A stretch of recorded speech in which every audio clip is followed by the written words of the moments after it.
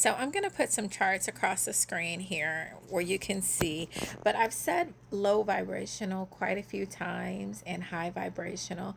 And so I just like to elaborate a little further for those who just would like some elaboration. So if you look at the charts, you can see that these are the emotions and feelings that are considered low is when you're in anger, fear, grief, jealousy, shame, guilt. See, it's not for you to, and it's not saying that we all don't experience these emotions. Everyone experiences every emotion, but you don't want to sit in it. You don't want to stay in it. You need to move through it. You have to move through that emotion. Um, Apathy. Look how low that one is. Desire. Another word for desire, we can replace that with lust, pride, worry, blame. And when you look at a lot of these words, hatred, jealousy, it brings to mind racist because a lot of them are just sitting in these emotions. Because in order to be racist, you really have to be sitting in hatred or jealousy or something negative. Because why else would you have these negative feelings toward people you don't know, right? So, just the whole thought of racism is a very low vibrational thought. Now, when you look into the higher vibrations, you see peace, love, joy. And then when you think, why do people get so mad when they see black people experiencing joy, or like it's because it's high vibrational, and they're like, what are you're supposed to be over in shame and guilt and resentment. No, no, no one's sitting in that. No, I'm over here in joy. Let me be. Joy, acceptance, willingness, compassion, generosity. A lot of these are thinking about others and not just yourself.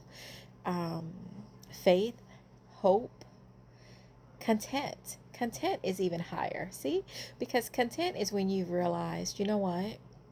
I might not be where my chart, where my board, what are those boards called where you put all your goals on them, whatever, your Pinterest board says you're supposed to be by this age, but I am happy with where I am. I am content. I love myself. I love my life.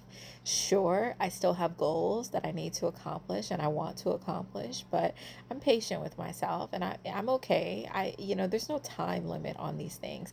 Any time limit on something, you put it there.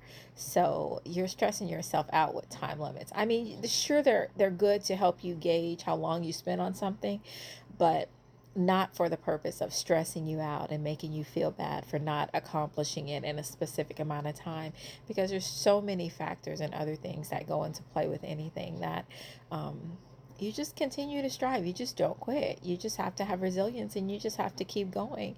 You'll get there. There's not, it's okay if it takes you 3 times longer than the next guy. Maybe you had more lessons to learn, or maybe you're gonna rise 3 times higher than the next guy. Think of it that way. But anyways, faith, hope, content, confidence. You see all those emotions and feelings that are in the high vibration.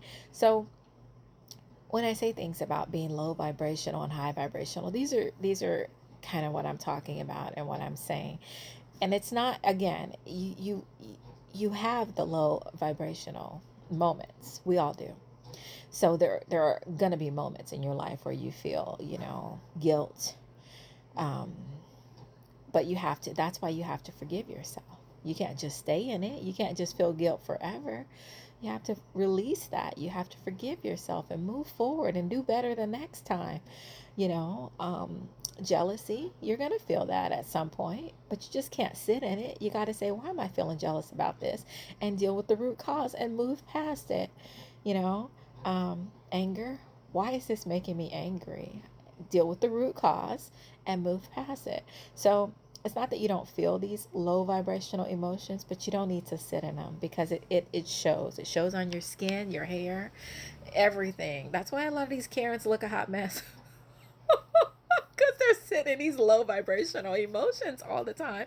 It's crazy. It really does show in your everything, in your demeanor, in your aura, everything it shows. It's funny because people always ask me and they always say, like, how old are you? And I'm like, I know. It's just, listen, I sit in high vibrational emotions, or I sit in high vibrational energy.